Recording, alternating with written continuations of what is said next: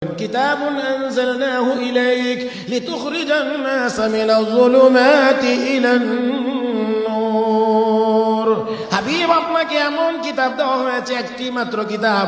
এই কিতাব আপনার উপরে নাজিল করা হয়েছে এই জন্য লিতুখরিজান নাস মিনাজ যুলুমাত, মানুষগুলোকে যেন অন্ধকার সমূহ থেকে বের করতে পারেন ইলান নূর, কোথায়? আলোর দিকে। মানে কোরআনের মাধ্যমে মানুষকে অন্ধকার থেকে আলোর দিকে নিয়ে যাবেন। আজ কোরআন যত বেশি আমরা ছেড়ে দিয়েছি তত বেশি অন্ধকারের দিকে যাইতেছি। وعباد الرحمن الذين يمشون على الأرض هونا وإذا خاطبهم الجاهلون قالوا سلاما والذين يبيتون لربهم سجدا وقياما والذين يقولون ربنا اصرف عنا عذاب جهنم إن عذابها كان غراما إنها ساءت مستقرا ومقاما। আল্লাহর প্রিয় বান্দা তারা যাদের মধ্যে অনেকগুলি গুণাবলী থাকবে, এর মধ্যে একটা হলো ওয়াল্লাযীনা ইয়াবিতুনা লিরাব্বিহিম সুজদান ওয়া কিয়ামা, যারা রাতের বেলা আল্লাহ রাব্বুল আলামিনের দরবারে নামাজে দাঁড়িয়ে যাবে, মালিকের কদমে সিজদায় পড়বে। ও মুসলমান, তাহলে বেশি ঘুমায়া দামি হওয়া যায় না, কম ঘুমায়া রাতের শেষ ভাগে উঠে আল্লাহর কদমে সিজদা দিলে দামি হওয়া যায়। فلا مضل له ومن يضلله فلا هادي له ونشهد أن لا إله إلا الله وحده لا شريك له ونشهد أن سيدنا وسندنا وحبيبنا ومولانا محمدا عبده ورسوله صلى الله تعالى عليه وعلى آله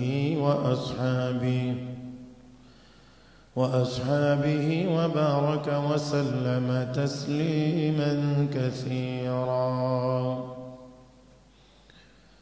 أما بعد فأعوذ بالله من الشيطان الرجيم. بسم الله الرحمن الرحيم.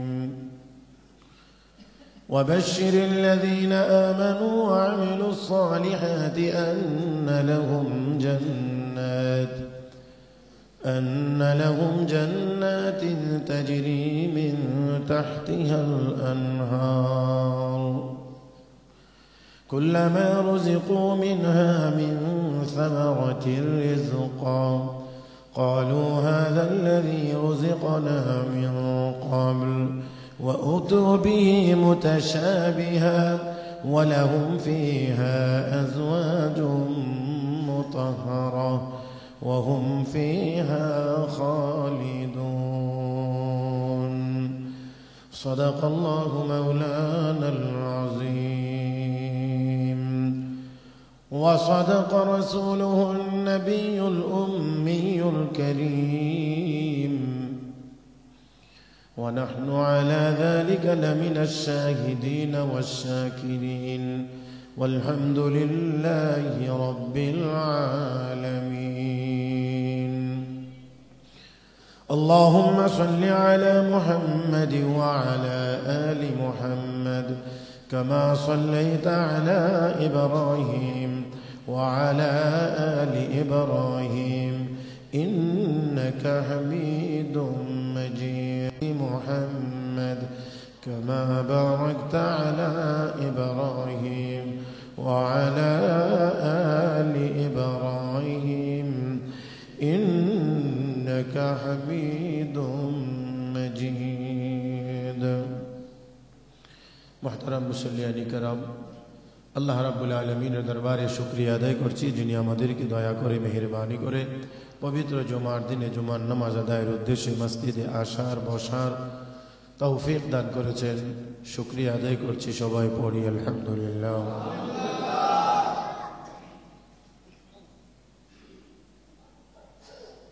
যে কোনো কাজ তখনই বেশি সুন্দর হবে যখন এই কাজের পরে সে উত্তম পারিশ্রমিক বা উত্তম পুরস্কার পাওয়ার আশা তার মধ্যে থাকবে। আর যদি ত্রুটি হয় তাহলে ত্রুটির জন্য তিরস্কার বা শাস্তির ব্যবস্থা থাকবে, তখনই একজন মানুষের কাজ সুন্দর হবে। ভালো কাজ করার পরে যদি তার পুরস্কারের কোনো আশা না থাকে তাহলে তাকে দিয়ে সেই কাজ হবে না। আবার কাজে ত্রুটি করলে কোনো সাজার ব্যবস্থা যদি না থাকে তাহলে ও সে দায়িত্ব অবহেলা করবে, কাজ সুন্দর হবে না। আল্লাহ রাব্বুল আলামিন আমাকে আপনাকে দুনিয়াতে প্রেরণ করেছেন। আমরা ইতিপূর্বে শুনেছি, জানি, সকলের স্মরণ আছে যে আল্লাহ আমাকে আপনাকে দুনিয়াতে পাঠাইছেন আল্লাহর ইবাদতের জন্য। তাহলে আমাদের কাজ হলো আল্লাহর ইবাদত করা, আল্লাহর হুকুম মানা, আল্লাহর গোলামি করা, আল্লাহর দাসত্ব করা।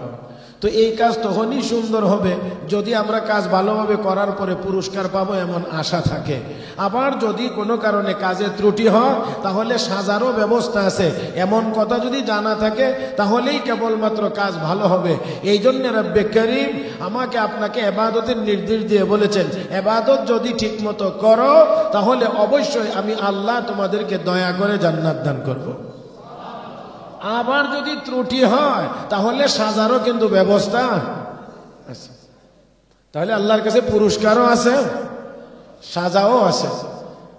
আমরা মুসলমান এই কথা তো বিশ্বাস করি, আমাকে আপনাকে বানাইছেন পাঠাইছেন কে? না আমরা আমাদের ইচ্ছা, অন্য কাহারও ইচ্ছা। তাহলে আসলাম আল্লাহর ইচ্ছায়, বানাইছেন আল্লাহ, যেমন করে মনে চাইছে আল্লাহ তেমন করে বানাইছেন। তবে আল্লাহ কোরআনে আল্লাহ ঘোষণা করেছেন মানুষকে আমি সবচেয়ে বেশি সুন্দর করে বানাইছি। মানুষকে বেজারেতে আপনারা, আল্লাহ আমাকে আপনাকে সবচেয়ে বেশি সুন্দর করে বানাইছেন। তাহলে যেই জিনিসকে আল্লাহ সবচেয়ে বেশি সুন্দর করে বানাইছেন সেই জিনিসের প্রতি আল্লাহর দয়া মায়া মহব্বত কম বেশি? আল্লাহ রাব্বুল আলামিন বলেন ওয়ালাকাদ কাররামনা বানি আদম, আদম সন্তানকে আমি সবচেয়ে বেশি সম্মানিত করেছি। মানুষ কেন বেশি সম্মানিত? যতগুলো কারণে, এর মধ্যে অন্যতম কারণ হলো মানুষ সবচেয়ে বেশি সুন্দর। সকল প্রাণী জগতের মধ্যে আল্লাহ রাব্বুল আলামিন মানুষকে বেশি সুন্দর করে বানাইছেন। এর চেয়ে কোনো সুন্দর প্রাণী আল্লাহ সৃষ্টি করেন নাই। রব্বে করিম সূরা ৩-এর ভিতরে চারটি জিনিসের শপথ করে বলেন ওয়া তিন, তিনের কসম, জাইতুনের কসম, ওয়া তুরি সিনিন, সিনিন পর্বত, সেই সিনাই পর্বতের শপথ, ওয়া হাযাল বালাদিল আমিন, আর এই নিরাপদ শহর মানে মক্কা নগরীর শপথ। আল্লাহ এই চারটি বস্তুর কসম করার পরে বলেন লাকাদ খালাকনাল ইনসানা ফি আহসানি তাকওয়িম, অবশ্যই অবশ্যই আমি আল্লাহ মানুষকে সবচেয়ে বেশি সুন্দর কাঠামো দিয়ে সৃষ্টি করেছি। আল্লাহ যেমন মহাসত্য, আল্লাহর কালাম মহাসত্য। কেউ বিশ্বাস করলেও আল্লাহর কালাম মহাসত্য, কেউ বিশ্বাস না করলেও মহাসত্য। হ্যাঁ, কেউ বিশ্বাস না করার দ্বারা আল্লাহর কালাম মহাসত্য হওয়ার ব্যাপারে সামান্য পরিমাণ কোনো ত্রুটি হবে না। পৃথিবীতে একজন মানুষও যদি আল্লাহর কালামকে সত্য বলে বিশ্বাস করে না, একজন মানুষও, তাতে করে খোদার কালাম অসত্য হওয়ার কোনো সম্ভাবনা। মুহতারাম হাজিরিন, আর আল্লাহর কালাম মহাসত্য এই কথা বলবে না এমন কোনো দিন হবে না, এমন কোনো সময় হবে না, এমন কোনো বছর হবে না, এমন কোনো যুগ হবে না, এমন কোনো শতাব্দী হবে না। আর যখন এমন হবে যে আল্লাহর কালামকে আর কেউ দুনিয়ার কেউ বিশ্বাস করে না, আল্লাহ তখন আল্লাহর কালাম উঠায় নিয়ে যাবেন, তখন আর দুনিয়াও থাকবে না, দুনিয়া কিয়ামত হয়ে যাবে। তাহলে দুনিয়া টিকে আছে, আল্লাহর কালাম দুনিয়াতে আছে, কোরআন আছে, দুনিয়া এখনো টিকে আছে। যখন থাকবে না তখন দুনিয়াও টিকে থাকবে। আজকে তো অনেকে অনেক রকমের কথা বলবো, এমনে এমনে এমনে এমনে আমরা দুনিয়াকে এই করছি ওই করছি এই করছি এই করছি। যে না, আমার আল্লাহর কালাম আছে তো দুনিয়া ঠিকঠাক মতো আছে। যেদিন কালাম থাকবে না দুনিয়াও ঠিক। আল্লাহর কালাম আছে কিন্তু আমরা পুরাপুরি মানি না, এই জন্য আমরা পুরাপুরি শান্তিতেও নাই, অশান্তির ভিতরে আছি। খোদার কালাম বাদ দিয়ে আমরা যে যত চেষ্টা করি না কেন শান্তির আশা করা যায় না। মুহতারাম হাজরিন, আমি বারবার উদাহরণ দিয়ে আপনাদের সামনে বলার চেষ্টা করেছি। মাইক কয়েকটা যন্ত্রের সমন্বয়কে আমরা বুঝি মাইক। এখানে মাউথ আছে, মেশিন আছে, তারপরে ইউনিট আছে, হ্যাঁ, সবগুলো মিলাইয়া আমরা মাইক বললে সবগুলোকে মিলাইয়া বুঝি। এবার একটু চিন্তা করেন যে এই মেশিনের সাহায্যে এতগুলো স্পিকার, সাউন্ড বক্স বা হর্ন চলতেছে, এই মেশিনটা বানানোর সময় কোম্পানির পক্ষ থেকে একটা ঘোষণা আছে, এই ইউনিটে এতটুকু পাওয়ার দেওয়া আছে, এই মেশিনে এতটুকু পাওয়ার, যা দিয়ে 4টা 6টা বা 8টা হর্ন চলবে। এখন যদি কেউ চিন্তা করে যে আমি কি আর কম বুঝি, এবারে মেশিন বানাইছে তাতে কি হয়েছে, আমি কি লেখাপড়া কম করছি নাকি, আমি 24টা চালাইব, অসুবিধা কি? আমি এই ক্যাটালগ মানি না। কোম্পানির বাচ্চা যারা তৈরি করেছেন তাদের এই দিক নির্দেশনামূলক এই কাগজ আমি অনুসরণ করি না, করব না। আমি 20টা হরন চালাইব, আপনি যখন 20টাই দিবেন হয়তো ইউনিট পড়বে, না হয় মেশিন পড়বে, না হয় আওয়াজ হবে না, না হয় বিশৃঙ্খলা হবে। মুহতারাম হাজরিন, সুন্দর সুশৃঙ্খল আওয়াজ এই মেশিন দিয়ে আপনি আশা করতে পারেন না। আমরাও নির্দ্বিধায় বলতে পারি, আল্লাহ আমাকে আপনাকে সৃষ্টি করেছেন, ভালো মন্দ কোন পথে তার দিক নির্দেশনা দিয়ে খোদা পক্ষ থেকে কোরআন নাজিল করেছেন। এই কোরআনকে যদি আমরা অনুসরণ না করি, হাজারো চেষ্টা করতে পারবো, শান্তির কোনো ব্যবস্থা আমরা করতে পারবো না। পারি নাই, পারতেছি না, পারবো না। আমার আপনার নবী, বিশ্ব নবী রহমতুল্লিল আলমিন, নবী মুহাম্মদুর রাসূলুল্লাহ সাল্লাল্লাহু আলাইহি ওয়াসাল্লাম এই এক কিতাব নিয়ে এসেছে। এক কিতাব, নাম সবাই জানি না মনে হয়। নবী কয় কিতাব নিয়ে এসেছিলেন? কিতাবুন আনজালনাহু ইলাইক লিতুখরিজান নাস মিনাজ যুলুমাতি ইলান নূর। আল্লাহ রাব্বুল আলামিন বলেন, কিতাবুন আনজালনাহু ইলাইক লিতুখরিজান নাস মিনাজ যুলুমাতি ইলান নূর। হাবিব, আপনাকে এমন কিতাব দেওয়া হয়েছে, একটি মাত্র কিতাব, এই কিতাব আপনার উপরে নাজিল করা হয়েছে এই জন্য, লিতুখরিজান নাস মিনাজ যুলুমাত, মানুষগুলোকে যেন অন্ধকার সমূহ থেকে বের করতে পারেন, ইলান নূর, কোথায়? আলোর দিকে। মানে কোরআনের মাধ্যমে মানুষকে অন্ধকার থেকে আলোর দিকে নিয়ে যাবেন। আজ কোরআন যত বেশি আমরা ছেড়ে দিয়েছি, তত বেশি অন্ধকারের দিকে যাইতেছি। যত ছেড়ে দিয়েছি তত বেশি অন্ধকারের দিকেই আমরা ধাবিত হচ্ছি। আল্লাহর কালাম, আল্লাহর কোরআন মহা সত্য। কোরআন আমরা কেউ মানি আর না মানি, বুঝি আর না বুঝি, বুঝি আসক আর না আসক, কোরআনে যা বর্ণিত হয়েছে তা বান্দার ইহকালীন এবং পরকালীন কল্যাণের কথাই আলোচনা হয়েছে। অকল্যাণের কোনো কথা কোরআনের ভিতরে নেই। মুহতারাম হাজিরিন, তো বলছিলাম আল্লাহ রাব্বুল আলামিন আমাকে আপনাকে পাঠাইছেন, কাজ আছে, অনর্থক বানান নাই। গত জুমা এই কথাটা দিয়ে শুরু হয়েছিল, আল্লাহ আমাকে আপনাকে অনর্থক বানান নাই, কাজ আছে। কাজ কি?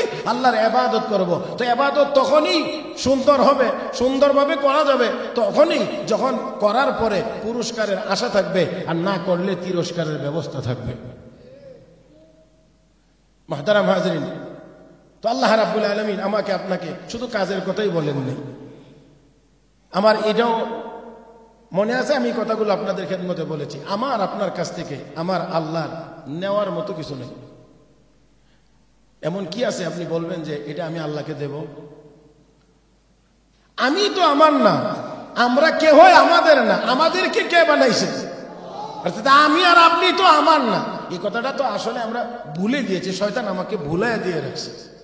হ্যাঁ, স্মরণ হয় কোন সময়? যখন শুনি আত্মীয় স্বজন কেউ মারা গেছে, তখন বলি, বুঝি আর না বুঝি বলি আর কি, দোয়াটা পড়ি, ইন্না লিল্লাহি ওয়া ইন্না ইলাইহি রাজিউন। তখন এটা বলি, কিন্তু হয়তো তর্জমা বা অনুবাদ আমরা জানি না, বুঝি না, তখন আমরা বলি ইন্না লিল্লাহ, নিশ্চয়ই আমরা আল্লাহর জন্য, ওয়া ইন্না ইলাইহি রাজিউন, এবং নিশ্চয়ই আমরা সবাই আল্লাহর দিকে প্রত্যাবর্তন করব। তখন বুঝে হোক আর না বুঝে হোক, তখন কিন্তু এই দোয়াটা পড়ি। কিন্তু বাস্তব জীবনে চলতে গিয়ে আর এই কথাটা বেশি স্মরণ থাকে না। যদি স্মরণ থাকতো তাহলে অবশ্যই আমি আমার জবান দিয়ে কাউকে আঘাত করতে পারতাম না, আমি আমার হাত দিয়ে কাউকে কষ্ট দিতে পারতাম না, আমি আমার চলাফেরা দিয়ে কাউকে কষ্ট দিতে পারতাম না। যেখানে বিশ্ব নবী বলেছেন রাস্তা থেকে একটা কষ্টদায়ক বস্তু সরায়া দেওয়া এটা ঈমানের অংশ। রাস্তায় পড়ে আছে একটা বস্তু যেটা মানুষের চলাচলের পথে একটু কষ্ট হবে, এটা সরায়া দেওয়া ঈমানের অংশ। তাহলে কষ্ট দেওয়াটা ঈমান বিরোধী। সরায়া দিলে যদি হয় এটা ইমানের অঙ্গ, তাহলে ইচ্ছাকৃতভাবে কাউকে কষ্ট দেওয়াটা ইমান বিরোধী, এটা তো বুঝতে হবে মুহতারাম হাজরিন। এবার দেখেন আমি আর আপনি, আমরা কে কতটা ইমানের পক্ষের কাজ করি, কতটুকু ইমানের বিপক্ষের কাজ করি। মনে রাখতে হবে লা ইলাহা ইল্লাল্লাহু মুহাম্মাদুর রাসূলুল্লাহ, এখানে কয়েকটা হরফ আর কয়েকটা শব্দ, এই শব্দটার নামই মূল ইমান না। স্বাধীনতা যুদ্ধের সময় এই দেশের অনেক অমুসলিমেরা, বিশেষ করে হিন্দু সমাজের লোকেরা এই কালেমা শিখছিল। এখনো অনেকে বিসমিল্লাহ, আল্লাহু আকবার, বিভিন্ন ভাবে আল্লাহর নাম সুবহানাল্লাহ, আলহামদুলিল্লাহ এখনো তো বলে অনেকে। কারো কারো কথা শুনলে তো বুঝাই যায় না যে এটাকে আসলে মুসলমান না, এটা অন্য কেউ। এমন ভাবে সে শব্দগুলো ব্যবহার করে, কিন্তু তারপরও আসলে ইমান। মুহতারাম হাজরিন, তাহলে আসুন আল্লাহ রাব্বুল আলামিন আমার আপনার জন্য যেরকম ইবাদতের কথা বলেছেন, ঠিক তেমনি ভাবে আল্লাহ রাব্বুল আলামিন আমার আপনার জন্য পুরস্কারের ঘোষণাও দিয়ে রেখেছেন, শাস্তির কথাও আমার আপনার সামনে আল্লাহ রাব্বুল আলামিন পেশ করেছেন। বিশ্ব নবী রাহমাতুল লিল আলামিন নবী মুহাম্মদুর রাসূলুল্লাহ সাল্লাল্লাহু আলাইহি ওয়াসাল্লাম বলেন, আমি নামাজে দাঁড়াইছি, সাহাবীরা যতক্ষণ তোমাদেরকে নিয়ে আমি নামাজে ছিলাম, যতক্ষণ আমি নামাজ পড়াইতেছিলাম, বুখারী শরীফের হাদিস, আল্লাহর নবী বলেন, সাহাবীরা আমার চোখের সামনে আল্লাহ জান্নাত এবং জাহান্নামের দৃশ্যটা হাজির করে দিয়েছেন। আমার সামনে আল্লাহ জান্নাত জাহান্নামের দৃশ্য হাজির করে দিয়েছেন।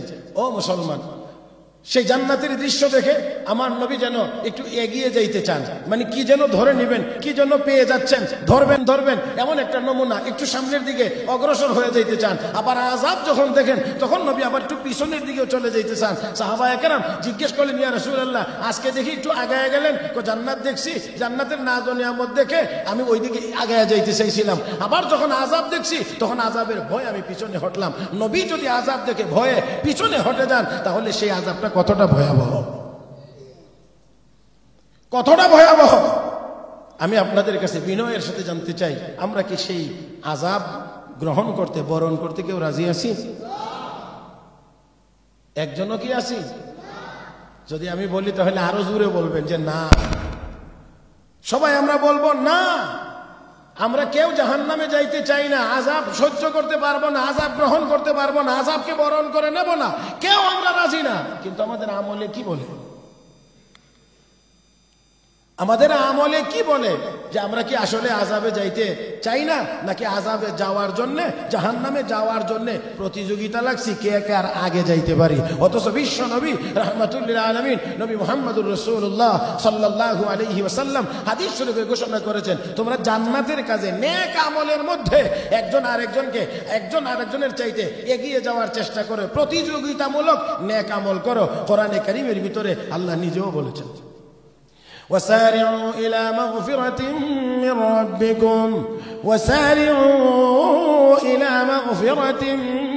ربكم وجنة عرضها السماوات والأرض أعدت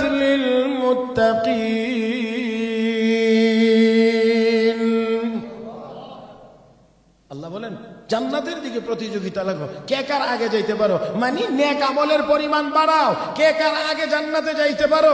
রব্বে কারীম বলেন জান্নাতের দিকে তোমরা প্রতিযোগিতামূলক দৌড় দাও। আল্লাহ যেন আমাদেরকে জান্নাতের পথে দৌড় দেওয়ার তৌফিক দান করেন। আজকে তো আমরা দুনিয়ার পথে দৌড়াইতে আসি, গুনার পথে প্রতিযোগিতার মধ্যে আসি। মুহতারাম হাজরিন, দুনিয়া চিরস্থায়ী জায়গার নাম না, অতএব এর পিছনে দৌড়াইয়া কোনো গুনার কাজে লিপ্ত হওয়া বুদ্ধিমানের কাজও না, কাজ হতেও পারে না। আল্লাহ রাব্বুল আলামিন আমার আপনার ইবাদত যেন ঠিক মতো হয়, সেজন্য রব্বে কারীম বলেন, হে দুনিয়ার মানুষ, ইবাদত যদি ঠিক মতো করো তাহলে আরো বড় নিয়ামত জান্নাত দেব। কথাটা বলতে চাইছিলাম, আমার আপনার কাছ থেকে আল্লাহর নেওয়ার কিছুই নেই, আল্লাহ সব শুধু দিয়েছেন, দিচ্ছেন, আরো দিবেন। ঠিকঠাক একটু এই জায়গাটাতে একটু জবানটা খুলে বলে, আল্লাহ দিয়েছেন, দিচ্ছেন, আরো দিবেন। আমাকে আপনাকে আল্লাহ বানাইছেন, এটাই তো আল্লাহ সবচেয়ে বড় দয়া। বানাইতে গিয়ে সর্বশ্রেষ্ঠ সবচেয়ে বেশি সুন্দর করে বানাইছেন। আবার যদি দেখি তো আল্লাহ আমাকে আপনাকে মুসলমানের ঘরে জন্ম দিয়েছেন। যদি আবার তা দেখি তো আমাদেরকে আল্লাহ আখিরি নবীর উম্মত বানাইছেন। মুহতারাম হাজরিন, তো দেখেন একেবারে যদি ওইখান থেকে শুরু করে আস্তে আস্তে করে আসতে থাকি, ওইখানেই অনেক সময়ের দরকার হবে। তো আল্লাহ দিয়েছেন, দিতেছেন দিতেছেন দিতেছেন দিতেছেন দিতেছেন, আল্লাহর দেওয়া কিন্তু বন্ধ নাই। যারা যারা যারা কোনো সময় আল্লাহকে ডাকে না, তাদেরকেও আল্লাহ দুনিয়ার নাজ ও নিয়ামত দিচ্ছেন। তাদেরকেও আল্লাহ দুনিয়ার নাজ ও নিয়ামত দিচ্ছেন, যারা আল্লাহকে একবারের জন্যও ডাকে না। কিতাবে একটা ঘটনা লিখছে, সাইয়েদনা ইব্রাহিম আলাইহিস সালাম খুব বেশি মেহমান নেওয়া ছিলেন, মেহমান ছাড়া তিনি খাইতেন না। কোরআনের ভিতরেও, কোরআনে কারীমের ভিতরে আল্লাহ রাব্বুল আলামিন আমার আপনার নবীকে নির্দেশ দিয়ে বলেছেন, ওয়ানাব্বিহুম আন যায়ফ ইব্রাহিম। নবী হাবিব, আপনি আমার পয়গম্বর ইব্রাহিমের মেহমানদারির কথা আপনার উম্মতকে শোনান। যে উনি যে মেহমানদারি করতেন, কোরআন শরীফের আয়াতে আল্লাহ জানাই দিয়েছেন ইব্রাহিম আলাইহিস সালাম মেহমানদারি করতেন। এখন তো মেহমান দেখলে আবার আমাদের চেহারা মলিন হয়, ঠিক না? মেহমান দেখলে আমাদের চেহারা অনেকটা মলিন হয়ে যায়। আবার মেহমানের কিছু কোয়ালিটি আছে, এটা দেখলে তো আরো বেশি অসুবিধা। যাই অনেক মেহমান আছে যে মেহমানকে দেখলে আমরা বিরক্তি বোধ করি। মুহতারাম হাজিরিন, তবে একটা কথা মনে রাখতে হবে, মেহমান তার রিজিক খাওয়ার জন্য আসে, আর যার বাড়িতে মেহমান হয় তাকে বরকত দেওয়ার জন্য আসে। তার মানে হলো মেহমানের রিজিক আপনার আমার ঘরে আসে বলেই মেহমান এখানে আসবে, কারণ আর রিজকু মাকসুম, রিজিক বন্টন করা আছে, কোথায় কোন দিন, কোথায় কোন দিন, কোথায় কোন দিন, কোন জায়গায় কতটুকু, কোন জায়গায় কতটুকু রিজিক মালিক বন্টন করে দিয়ে রেখেছেন। অতএব আপনার ঘরে যদি কোনো মেহমানের রিজিক থাকে তাহলেই মেহমান এখানে আসবে, আর যদি না থাকে তাহলে আসবে না। তবে মেহমান আসবে তার রিজিক খাওয়ার জন্য, কিন্তু মেহমান আসার দ্বারা যে বরকত হবে, এই বরকত আপনার জন্য রেখে যাবে।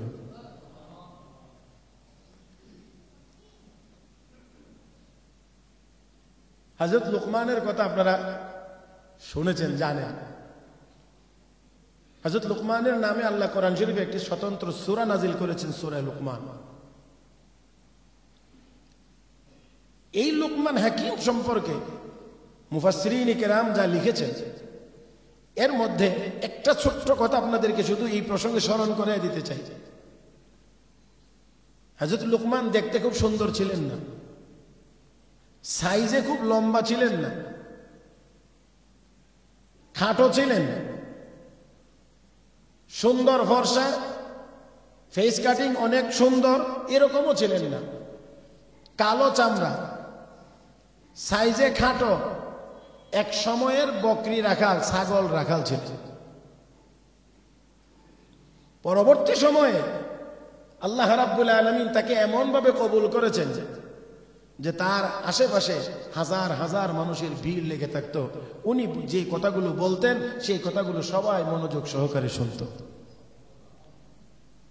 এটা আল্লাহ পাকের এক বিশেষ নিয়ামত, এটাও স্মরণ রাখতে হবে। যে কেউ কথা বললেই মানুষ শুনে না, যে কেউ কথা বললেই শুনে না, আবার যে কোনো কথা বললেই শুনে না।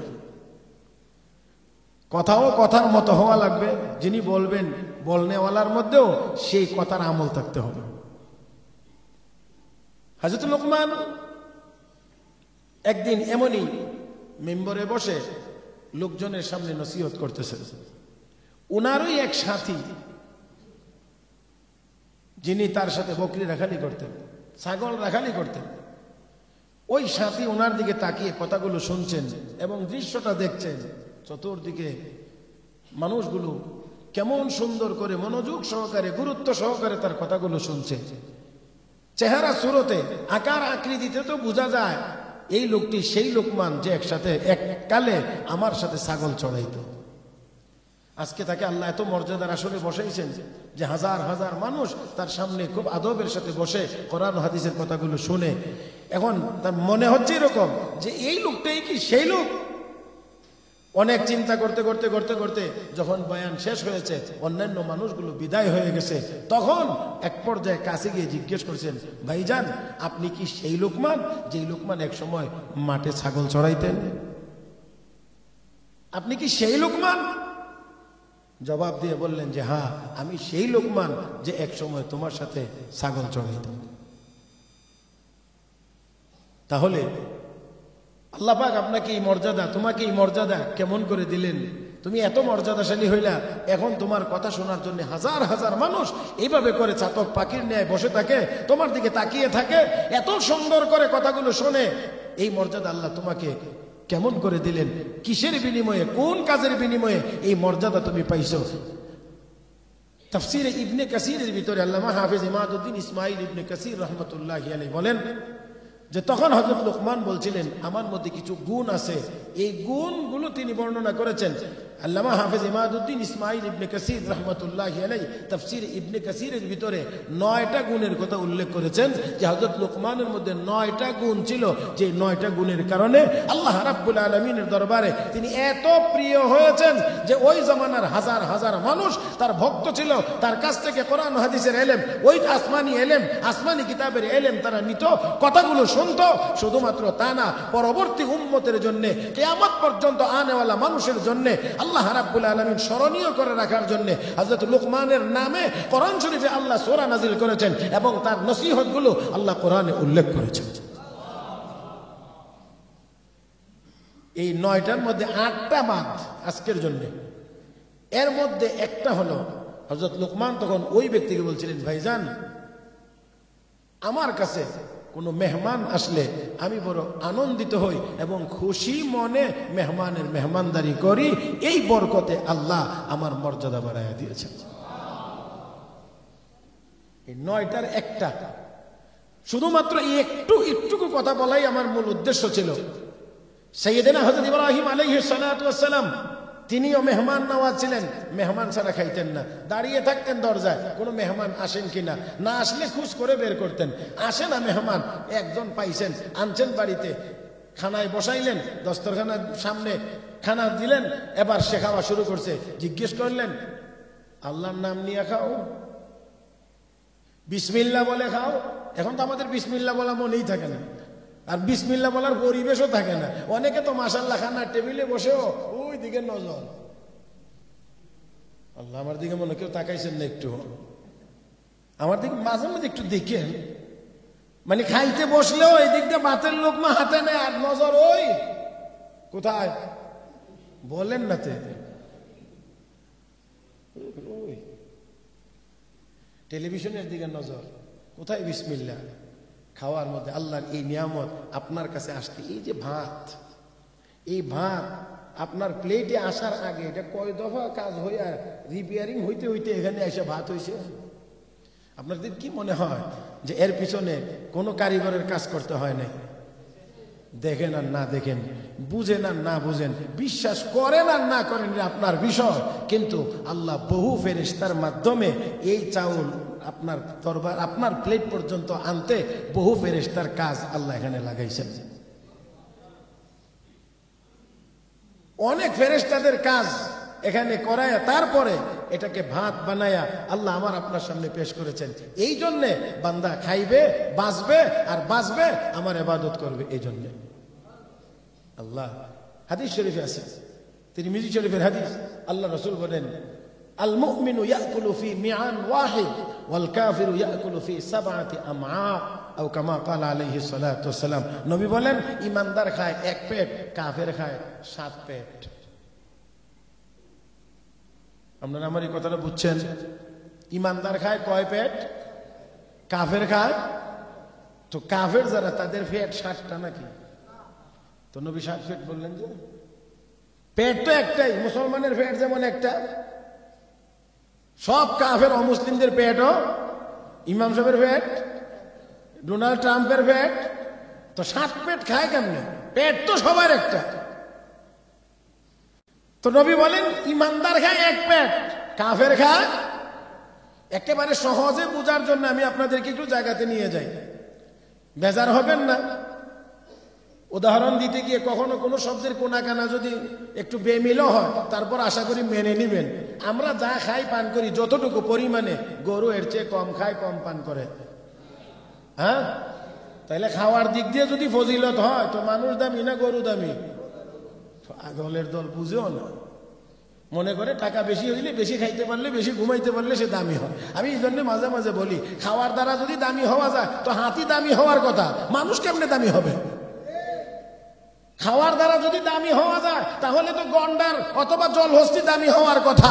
আপনি যে এক মোটা শাক দিয়ে পরিবারের সবাইকে নিয়ে দুবেলা খান, এরকম এক মোটা শাক তো এক লুক মাওয়া হয় না জলহস্তি।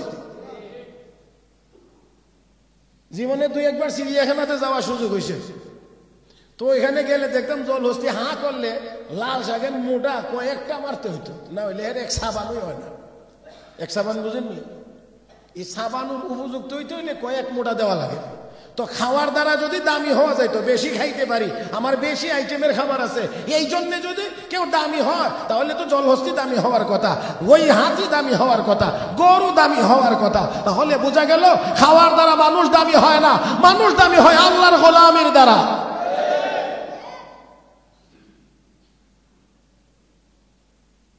বাকিটা আর বললাম না, থাক। ঘুমানোর দ্বারা কেউ কেউ দামি মনে করি, বেশি ঘুমাইয়া দামি হওয়া যায় না, কম ঘুমাইয়া দামি হওয়া যায়। আল্লাহ ওয়ালাদের বৈশিষ্ট্য আল্লাহ কোরআনে বলছেন, আল্লাহর প্রিয় বান্দা যারা তাদের পরিচয় আল্লাহ দিয়েছেন। ওয়াইবাদুর রহমান الذين يمشون على الأرض هونا وإذا خاطبهم الجاهلون قالوا سلاما والذين يبيتون لربهم سجدا وقياما والذين يقولون ربنا اصرف عنا عذاب جهنم إن عذابها كان غراما إنها ساءت مستقرا ومقاما। আল্লাহর প্রিয় বান্দা তারা যাদের মধ্যে অনেকগুলি গুণাবলী থাকবে, এর মধ্যে একটা হলো ওয়াল্লাযীনা ইয়াবিতুনা লিরাব্বিহিম সুজদান ওয়া কিয়ামা, যারা রাতের বেলা আল্লাহ রাব্বুল আলামিনের দরবারে নামাজে দাঁড়িয়ে যাবে, মালিকের কদমে সিজদায় পড়বে। ও মুসলমান, তাহলে বেশি ঘুমায়া দামি হওয়া যায় না, কম ঘুমায়া রাতের শেষ ভাগে উঠে আল্লাহর কদমে সিজদা দিলে দামি হওয়া যায়। এবাদত না করে দামি না করে দামি? এবাদত করে দামি হওয়া যায়, না করে দামি হওয়া যায় না। মুহতারাম হাজরিন, তাহলে আসুন, বেশি ঘুমাইতে পারাটা, বেশি ঘুমাইলে দামি হওয়া যায় না, কম ঘুমাইয়া আল্লাহর ইবাদত করতে পারলে বেশি দামি হওয়া যায়। আল্লাহ আমাদের সবাইকে তৌফিক দান করুন। বিশেষ করে রাতের শেষ অংশটা, বিশেষ করে রাতের শেষ অংশটা, এই সময়টা দিন রাতের মধ্যে সবচেয়ে বেশি দামি সময়। রাতের শেষ সময়টা, এই সময়টা আল্লাহ ওয়ালাদের বড় প্রিয় সময়। যারা আল্লাহ ওয়ালা তাদের কাছে এই সময়টা বড় দামি সময় এবং প্রিয় সময়। এই সময়টাতে তারা উঠে আল্লাহর ইবাদত বন্দেগী করে, আল্লাহ রাব্বুল আলামিনের প্রিয় সান্নিধ্য তারা অর্জন করে। এই রাতের শেষ অংশটা, যেই টাইমটার মধ্যে এখন আমাদের ঘুমের পরিমাণটা হয় বেশি, এমন একটা অবস্থায় নিয়ে আমাদেরকে ফেলে দেওয়া হয়েছে, আগ রাত্রে ঘুমানোর কোনো সুযোগই পরিবেশই যেন এখন নাই। আর এমন একটা টাইমে গিয়ে ঘুমায়, কিসের তাহাজ্জুদ? ফজর পড়ারও বড় সুবিধা। মুহতারাম হাজরিন, যাক, বলছিলাম মনে আছে কি সাইয়েদনা হযরত ইব্রাহিম আলাইহিস সালাতু ওয়াস সালাম বললেন, এ বেটা, আল্লাহর নাম নিয়ে খাও।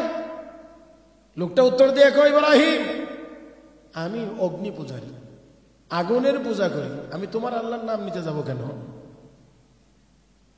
ইব্রাহিম আলাইহিস সালামের কথাটা শুনে, উত্তরটা শুনে একটু রাগে, আল্লাহর দেওয়া নিয়ামত খাইবে, আল্লাহর নাম নিতে পারবে না বেটা, উঠ। দিয়েছেন তাকে। আল্লাহ কে, ইব্রাহিম এটা কি করলাম? আসলে উনি তাড়িয়ে দিয়েছিলেন তো আল্লাহর সন্তুষ্টির জন্য। আল্লাহর নিয়ামত খাবে, হ্যাঁ, তো রাগ করে তাড়াইয়া দিলেন। আল্লাহ কে, এটা কি করলো ইব্রাহিম? আমি তো তাকে বানাইছি আমার ইবাদতের জন্য, সে আমার জায়গাতে অন্য আগুনের পূজা করে, আমার আরেক মাখলুক, যে আগুনেও আমার ইবাদত করে, সে ওই আগুনের সামনে গিয়ে মাথা নত করে। তারপরেও বিগত দিনগুলোতে আমি তার এক বেলার খানাও বন্ধ করি নাই, রিজিক বন্ধ করি নাই। তুমি তাকে এক বেলা সাথে নিয়ে খাইতে পারলে না, কি করলা? ইব্রাহিম আলাইহিস সালাম এবার দৌড়ে গিয়ে খুঁজে বের করলেন, ও ভাই আসেন আসেন আসেন আসেন খেয়ে যান। কি ব্যাপার, একটু আগে যে রাগ করলেন এখন আবার খুঁজে নিচ্ছেন? আমি তো আল্লাহকে সন্তুষ্ট করার জন্যই আমি তোমাকে ধমক দিয়েছিলাম, আল্লাহর নিয়ামত খাইবা, আল্লাহর নাম নিতে পারবা না। তো আল্লাহ আমাকে বলছেন, ইব্রাহিম আমার নাম নেয় না, আমি তো 70 বছর খাওয়াইলাম, বন্ধ করলাম না, তুমি একবেলা সাথে নিয়েও খাইতে পারলা না, এই জন্য তোমাকে আবার তোমাকে খুঁজে নিয়ে খাওয়ানোর চেষ্টা করছি। এবার ওই আল্লাহর বান্দার চোখ খুলে গেছে, ডাক দিয়ে কয়, যে আল্লাহকে ডাকি না, যে আল্লাহর ইবাদত করি না, সেই আল্লাহ আমার খানা বন্ধ করে না। আপনি খাইতে পারলেন না সাথে নিয়ে, তাতে করে আপনাকে আবার আমাকে আনার জন্য নির্দেশ দিলেন। তাহলে ওই আল্লাহর ইবাদত যদি আমি করি, তাহলে আল্লাহ আমাকে কি পরিমাণ ভালোবাসবেন, মহব্বত করবেন। ও ইব্রাহিম নবী, আমাকে কালেমা পড়াইয়া মুসলমান বানাইয়া দেন। মুহতারাম হাজরিন, তো বলছিলাম যে হযরত ইব্রাহিম আলাইহিস সালাতু ওয়াস সালাম মেহমান নওয়াজ ছিলেন। তো আল্লাহ আমাকে আপনাকে, আল্লাহকে দেওয়ার মতো কোনো কিছুই নাই, আল্লাহ আমাকে আপনাকে দিয়েছেন, দিচ্ছেন, দিতেছেন, দিতে থাকবেন। এই দুনিয়াতে আমাকে আপনাকে বানায় পাঠাইছেন। এই হায়াত যতদিন 60, 70, 80 বছর, 90 বছর, 100 বছর, যতটুকু হায়াত, এটাও তো আল্লাহর দেওয়া। এই সব কিছু ব্যবস্থা আল্লাহ রাব্বুল আলামিন করেছেন। বান্দা দুনিয়াতেও নাজ ও নিয়ামত খাইবে, আমার দেওয়া, আমার দেওয়া, আমার দেওয়া, আমার দেওয়া। কার দেওয়া? আমার দেওয়া নাজ ও নিয়ামত ভোগ করবে। আল্লাহর নিয়ামত ছাড়া তো আমাদের পক্ষে চলা সম্ভব না। মুহতারাম হাজরিন, মোটেও সম্ভব না, মোটেও সম্ভব না। আল্লাহর নিয়ামতের মধ্যে অন্যতম নিয়ামত হলো আল্লাহ আমাকে আপনাকে ফ্রি এই মুক্ত বাতাস দিয়ে রেখেছেন, যা অক্সিজেন হিসেবে আমরা গ্রহণ করি। এই যে কথা বলতেছি, এর ভিতর দিয়েও কিন্তু বাতাস নেওয়া বন্ধ আছে, বন্ধ নাই। কথা বলতেছি, বক্তৃতা করতেছি, এর ভিতর দিয়েও বাতাস সময়ে সময়ে যাইতেছে, আবার বের হইতেছে। মুহতারাম হাজরিন, এটার জন্য আলাদা কোনো প্রিপারেশন নেওয়া লাগে না, আলাদা কোনো প্রস্তুতি লাগে না, এই কথার ভিতর দিয়েই চলতেছে। কত সহজ করে দিয়েছেন আল্লাহ। আল্লাহ যদি বলতেন যে এলপিজির মতো একটু পাম্পেতে গিয়ে নিয়ে আসতে হবে, একটু অক্সিজেন গিয়ে তোমার বোতলে বইয়ে আনতে হবে, যদি এমনটা হইতো তাহলে চলাফেরা খুব সহজ হইতো না? হ্যাঁ মুহতারাম হাজরিন, তাহলে এত সহজ করেও দিয়েছেন। যেমন এটা প্রয়োজন তেমন ভাবে আল্লাহ সহজ করে দিয়েছেন। এই মুহূর্তে একেবারে এখন একেবারে এই মুহূর্তে 5 মিনিটের জন্য যদি অক্সিজেন বন্ধ হয়ে যায়, তাহলে কার কতটুকু বাহাদুরি চলবে? চলবে না। তো আল্লাহর নিয়ামত ছাড়া চলা একটুও সম্ভব না। আল্লাহকে বান্দা দিচ্ছি, দিতেছি, আরো দেব। আমি যে দুনিয়াতে পাঠাইলাম সব তো আমার।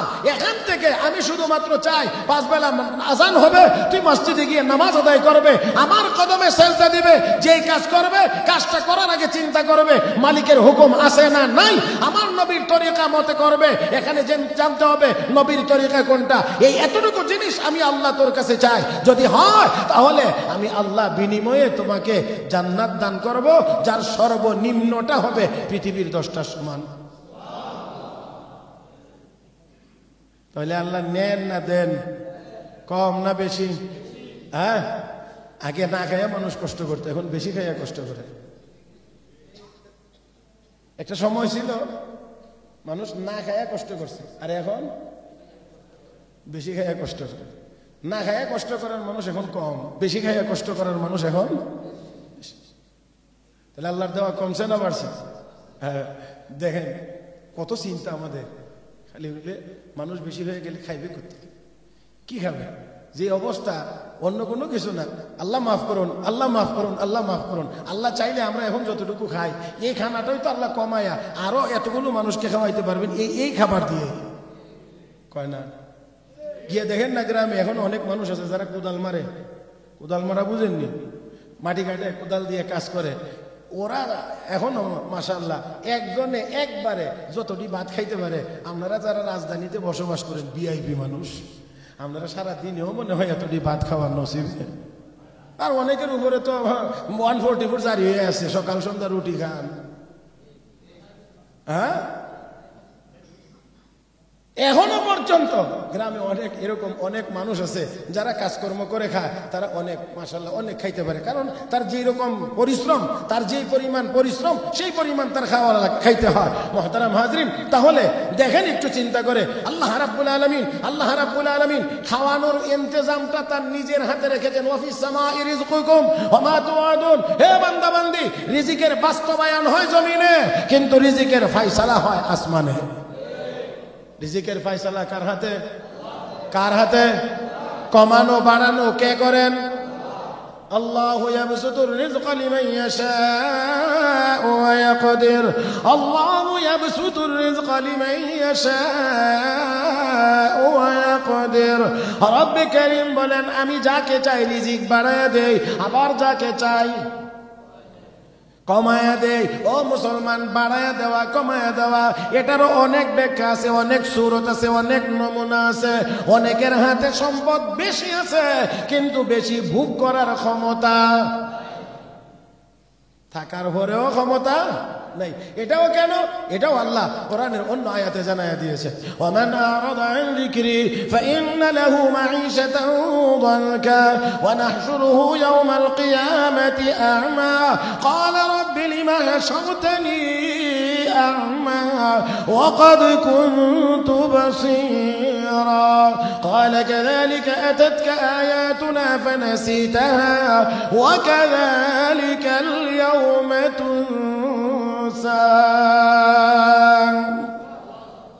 আল্লাহ রাব্বুল আলামিন বলেন, মান আরাদা আন যিকরি, যারা আমার জিকির থেকে, আমার ইবাদত থেকে ঘাড় ঘুরায় চলে যাবে, পিঠ মোড়া দিয়ে চলে যাবে, তার মানে আমার ইবাদত করবে না, ইবাদতের প্রতি গুরুত্ব দেবে না। রব্বে কারীম বলেন, ফাইন্না লাহু মাঈশাতান দানকা, আমি আল্লাহ তার জীবনটাকে সংকীর্ণ করে দেব। ও মুসলমান, সম্পদের অভাব নাই, বাড়ির অভাব নাই, গাড়ির অভাব নাই, কোনো কিছুর অভাব নাই, কিন্তু শান্তির অভাব। কিসের অভাব? শান্তির অভাব। আজকে বাড়ি গাড়ির অভাব নাই, টাকা পয়সার অভাব নাই। আমি তো মোটামুটি লেখাপড়ার জীবন বাদ দিলেও কর্মজীবন 2001 সাল থেকে ঢাকায়, আর ঢাকাও আলহামদুলিল্লাহ এই মুগদা বড় মসজিদ থেকে আর আল কদম জামে মসজিদ, এর বেশি মসজিদে যাওয়ার সৌভাগ্য আর আমার হয়েছে না। তো মোটামুটি এই মুগদা মান্ডার ভিতরে 2001 সালে আসলে এখন 24 শেষের পথে নাকি, তাহলে মোটামুটি এই বছর হয়ে গেলে আমি বলতে পারবো যে 2 যুগ হয়ে গেছে আমার। হ্যাঁ, 24 বছর মোটামুটি এখানে। তো আমি যখন আসছি তখনই তো এই মুগদা মান্ডাতে এত বাড়িঘর ছিল না, মুগদাতেই তো এত বাড়িঘর ছিল না, আর মান্ডাতে তো ছিলই না। এখন যেটা গ্রিন মডেল টাউন, এটা দিয়ে এত বিশাল বড় বড় নৌকা চলত। হ্যাঁ, তাহলে সব আছে, বাড়ি আছে, গাড়ি আছে, রোড ঘাট আছে, কোনটা নাই? সব আছে, কিন্তু যেটা নাই এটা আমি বলতে পারি, এটা হলো আমাদের মধ্যে শান্তি নাই। আগে সম্পদ কম ছিল, শান্তি বেশি ছিল, এখন সম্পদের পরিমাণ বেশি হয়েছে, শান্তির পরিমাণ কমে গেছে। অথচ এই সম্পদ আমরা আহরণ করি, সম্পদ জোগাড় করি, অথবা বেশি পরিমাণ টাকা উপার্জনের চিন্তা করি শান্তির আশায়। যে বেশি টাকা হইলে একটু শান্তিতে থাকতে পারবো, একটু বেশি টাকা হইলে একটা বাড়ি করতে পারবো, যেই আশায় করি হয় কোনটা? উল্টাটা। আল্লাহ রাব্বুল আলামিন বলেন, আমার ইবাদত করবে না, তাহলে ফাইন্না লাহু মাঈশাতান দানকা, তোর জীবনকে সংকীর্ণ করে দেব। সম্পদ থাকবে, ভোগ করতে পারবে না, বাড়ি থাকবে, আরামে ঘুমাইতে পারবে না, খাট পালং থাকবে, ঘুমাইতে পারবে না। মুহতারাম হাজরিন, এই সমস্যা কিন্তু বহু মানুষের। সম্পদ আছে, বাড়ি আছে, গাড়ি আছে, কোনো কিছুর অভাব নাই, কিন্তু এত দামি, এত আরামের, এত সুন্দর বিছানাতে যাওয়ার পরে নাই কি? ঘুম নাই, ঘুম নাই। মনে রাখবেন, খাট কেনা যায়, তোষক কেনা যায়, জাজিম কেনা যায়, কম্বল কেনা যায়, ল্যাপ কেনা যায়, সব কেনা যায়, কিন্তু ঘুম কেনা যায় না। রব্বে করিম বলেন, ওয়াজআলনা নাওমাকুম সুবাতা ওয়াজআলনাল লাইলা লিবাসা, আমি আল্লাহ তোর ঘুমটাকে চার্জার বানাই দিয়েছি।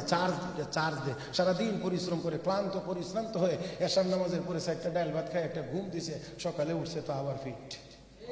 যেমন গাড়ি আর কি, ব্যাটারি চালিত রিক্সা, সারাদিন চালাই আর কখন না আর যাইতে পারবো না, কি হয়েছে চার্জ নাই, এবার আইনা গ্যারেজে ঢুকে লাগাই দিছে, হে ঘুমাইতে আছে, সকালবেলা উঠে আবার পিপি পিপি। ওইটা যেমন চার্জার চার্জ হয়, ঠিক আপনার ঘুমের দ্বারা আমার ঘুমের দ্বারা আমার আপনার শরীরটাও পরের দিনের কাজের উপযোগী হয়, চার্জ হয়। কে দিয়েছেন? আমার দেওয়া। তুমি খাট বানাইতে পারবে কিন্তু ঘুম বানাইতে পারবে না। এই জন্য এখন দামি খাটছে ঘুম। আল্লাহ, আমি ছোট সময় দেখছি, আপনাদের কথা বলছি না, রাগ করেন না, আপনারা ধনী মানুষ। আমি ছোট সময় দেখছি, গ্রামের মানুষ তো, গরিব মানুষ, সাটাই যেটা বিছাইছে এটার মধ্যে পুরা ফাও লম্বা হয় না।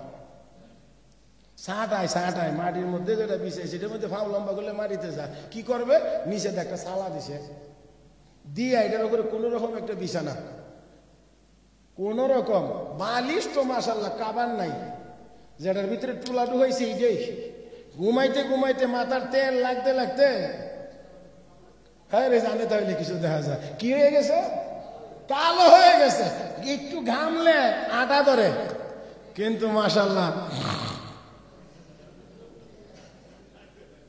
কথা কোন ঠিক কিনা? আর আর আল্লাহ, মাগরিবের নামাজটা বইরা আসলে আর দেরি করা যাবে না, মার মানে কথার ছুটে ভাত খাই দিতে। মাগরিবের নামাজের পরে আর দেরি নাই, ভাত খাও ভাত খাও ভাত খাও। কোন সময় ধরে কইতেছি এখনো খাও না, খাও। কোন নামাজের পরে? মাশাআল্লাহ মাগরিবের নামাজের পরে। এশার নামাজের পরে গ্রামে হাঁটলে দুই চারজন মানুষ যদি পাওয়া গেছে, বুড়া জোয়ান মানুষ না, বুড়া মানুষ যদি দুই একটা পাওয়া গেছে, হয়তো ঘুমে ধরে না, আর না হইলে কাশি আছে। কারণ আগে তো বিড়ি টানা হুক্কা টানার একটা বদ অভ্যাস আছে, কথা বুঝেন না? বিড়ি টানার হুক্কা টানার। এশার নামাজের পরে অনেকে হাঁটলে বাড়ির ভিতর থেকে মুরব্বীরা, কে রে কে?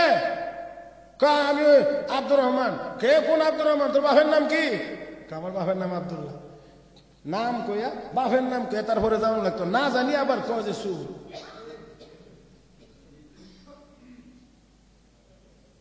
এই ছিল অবস্থা, কিন্তু ঘুমের ঘাটতি ছিল না। মাগরিবের নামাজের পরে খাইতো, এশার নামাজের পরে ঘুমাইতো, আবার ঘুম থেকে উঠে ফজরের নামাজ। কিছু কিছু মানুষ তো মসজিদে গিয়ে নামাজ পড়ছে না, কারণ এই সময় এত মসজিদও ছিল না, মসজিদ বেশ দূরে দূরে ছিল। কেউ তো লাঙ্গল জোয়াল নিয়ে গেছে খেতে, ওই ক্ষেতের আইলেই 8টা, 8:30, 9টা, 10টার সময় আইছে, এই দিক দিয়ে ভাত রান্না করছে, শুটকির ভর্তা, মাশাআল্লাহ 1/2 কেজি চাউলের ভাত। আর এখন মাশাআল্লাহ একটু দোতলার উপরে উঠতে লিফট, 5 মিনিটের রাস্তা হইলে রিক্সা। মাফ করে দিয়েন। তো আগে মানুষের কাছে এত সম্পদ ছিল না, কিন্তু শান্তি ছিল। মুহতারাম হাজরিন, আজ সম্পদের অভাব নাই, শান্তি আমাদের কাছ থেকে বিদায় হয়ে গেল। তাহলে কেন? এই সম্পদ তো আমরা জোগাড় করছিলাম শান্তির আশা, বেশি শান্তি পাওয়ার আশা, শান্তি কমে গেল কেন? কমে যাওয়ার একমাত্র কারণ হলো আমরা মালিকের ইবাদত ছেড়ে দিয়েছি। বাকি কথাগুলো ইনশাআল্লাহ আগামী জুমায়। আজকে যতটুকু বলেছি শুনেছি, ভুলভ্রান্তি হয়ে থাকলে আল্লাহ যেন মাফ করে দেন। আমলযোগ্য কথাগুলোর উপরে আল্লাহ যেন আমাদেরকে আমলের তৌফিক দান করেন। আমিন ইয়া রাব্বাল আলামিন। সুবহানাকাল্লাহুম্মা বিহামদিক, আশহাদু আল লা ইলাহা ইল্লা আনতা, আস্তাগফিরুকা ওয়া আতুবু ইলাইক, ওয়া আখিরু দাওয়ানা আনিল হামদুলিল্লাহি রাব্বিল আলামিন।